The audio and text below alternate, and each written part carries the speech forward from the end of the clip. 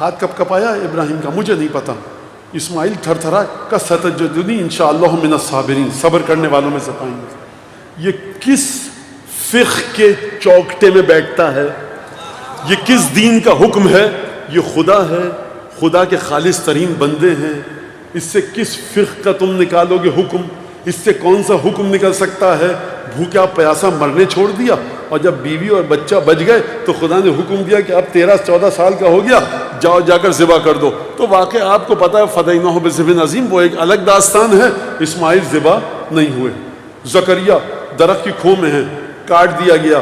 وہی آئی زکریا، سی کی آواز نکلی، اگر اف بھی کہا تو نبوت چھن جائے گی.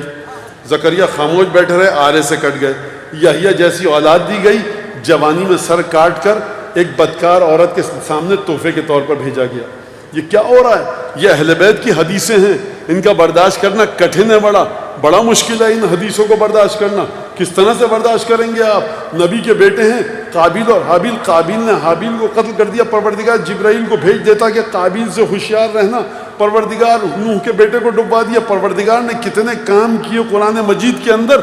وہ ہے، اس کی مشیت ہے، اپنی مشیت کے آگے وہ کسی کو نہیں دیکھتا. تو یہ بات سمجھ میں آئی. لہٰذا کربلا کی تحلیل کرنا چھوڑو، امر الہی سمجھ کر مطالعہ کرو. کربلا ہے امر الہی. کربلا سے کسی فقہی قانون کا استخراج نہیں ہوتا. وہ صاحب جا کر اپنے دماغ کا علاج کرائیں کہ جو کہیں کہ سید الشہداء نے اپنے چہرے مبارک پر خون ملا تو اپنے آپ کو نجس کیا، پھر نماز کیسے پڑھیں گے؟ تمہاری پوری کائنات کی نمازیں ٹھوکر میں بہ جائیں سید الشہداء کی. آپ بات کریں سید الشہداء، آپ کی توضیح المسائل کے مطابق چلیں گے.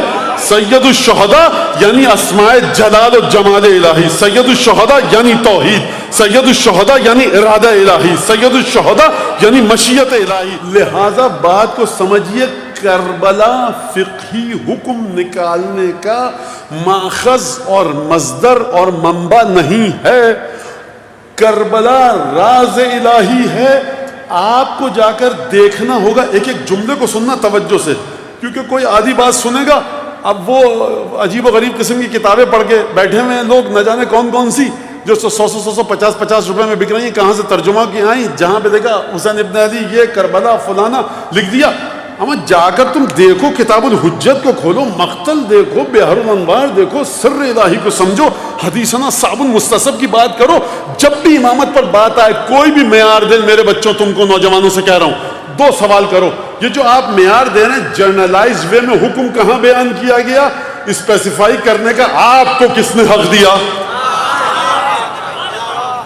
اب میں اپنے سطح پہ بات کروں آ کر کہ آپ یہ بتائیے، جو آپ کہہ رہے ہیں کربلا یہ سکھاتی ہے، تو یہ قانون کہاں لکھا ہے؟ اور اس قانون کو آ کر آپ جس پر بھی منطبق کر رہے ہیں، فٹ کر رہے ہیں، یہ کہاں روایت میں آیا ہے؟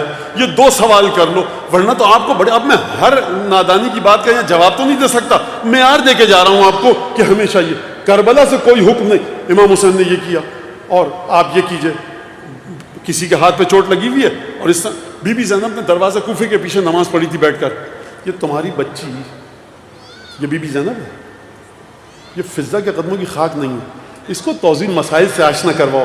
مت جاؤ جناب زینب کی عظمت تک. تم کو کیا پتا علی بن ابی طالب کی دختر گرامی کا مرتبہ کیا ہے؟ وہ امام سجاد، مولانا یہ ہوا ہمارے گھر میں آگ لگ گئی تھی سوئچ بورڈ پہ، تو ہمیں نماز توڑنی تھی. ہمیں خیال آیا امام سجاد کے گھر میں آگ لگ گئی تھی تو امام نے نماز نہیں توڑی. نکالو اپنے ذہن سے یہ لاتعلات مزخرفات. تم امام سجاد ہو، تم سعید بن جبیر نہیں ہو جو امام کا غیر معصوم صحابی تھا. تم توضیح مسائل کے مطابق چلو، تم فقہ کے مطابق چلو. یہ کس نے کہا ہے کہ ائمہ کی وہ کام جو امام اور خدا کے درمیان راز ہے، تم ان رازوں کو اپنی زندگی میں لاؤ؟ یہاں پر انبیاء کے شانے لرزنے لگے ہیں اور تم اپنی اس ناتوانی کے ساتھ اس راز کو اٹھانا چاہتے ہو.